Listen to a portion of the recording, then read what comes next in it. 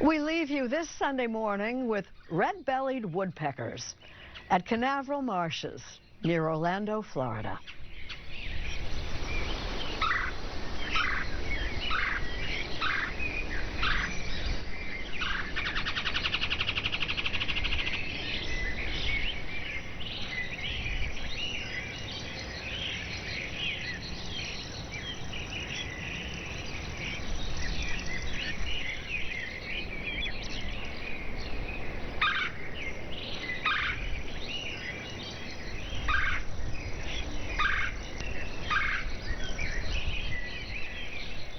I'm Jane Pauley. Please join us when our trumpet sounds again next Sunday morning.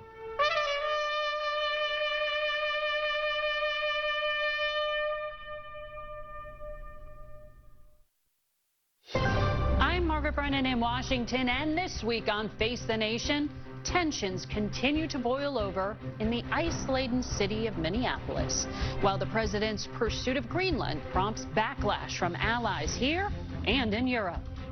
Despite temperatures in the low teens, protesters in support of and in opposition to ICE, as well as agents themselves, took to the streets of Minneapolis again Saturday, as the divide between local officials and federal ones got even wider, and America's views of President Trump's immigration policies erode as he hits the one-year-in-office mark. We'll talk exclusively with Homeland Security Secretary Kristi Noem and the mayor of Minneapolis, Jacob Frey. Then, with the volatile situation in Iran diffused for the moment, President Trump turns to his next international target, Greenland. As U.S. officials tried to calm European allies about his plans, Mr. Trump announced new tariffs on imports from Denmark and 6 other NATO members if they don't support a deal for the, quote, complete and total purchase of Greenland.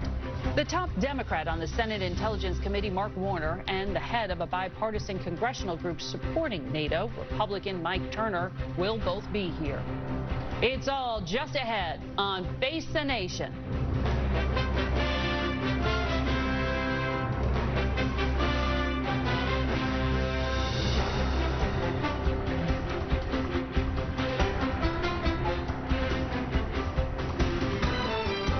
Good morning and welcome to Face the Nation. 10 days after an ICE agent shot and killed Renee Good, the Minnesota National Guard has been mobilized and is standing by through the weekend to potentially support local authorities in Minneapolis. We've also learned that 1,500 active duty Army soldiers stationed in Fairbanks, Alaska, are on standby for possible deployment to Minnesota in order to assist in the federal operation. This standoff continues as our new CBS poll shows that more than half of Americans, 53%, say the recent events in Minneapolis make them think ICE operations in the U.S. should be decreased. Overall, a growing number of Americans think ICE agents are being too tough when they detain people. Now 6 in 10 believe that, up from 56% in November. At the same time, 42% of Americans overall say that protests against ICE have gone too far. That number is sharply divided along party lines, with those who identify as independents split just about evenly. We go now to Castlewood, South Dakota, and Homeland Security Secretary Kristi Noem. Good morning to you, Madam Secretary. Good morning. Well, DHS calls this the largest operation in its history, nearly 3,000 federal agents out there. Is this an open-ended deployment, or is there a metric for success that ends it?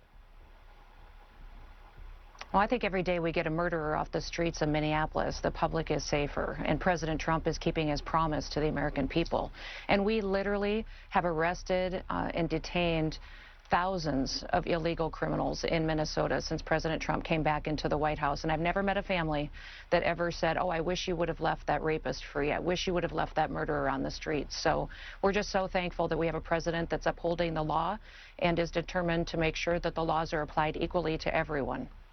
According to Pew, Minnesota's population of immigrants here illegally stands at 2.2%.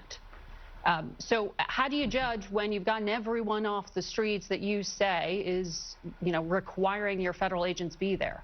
How do you say we've had mission accomplished? Well, we won't stop until we are sure that all the dangerous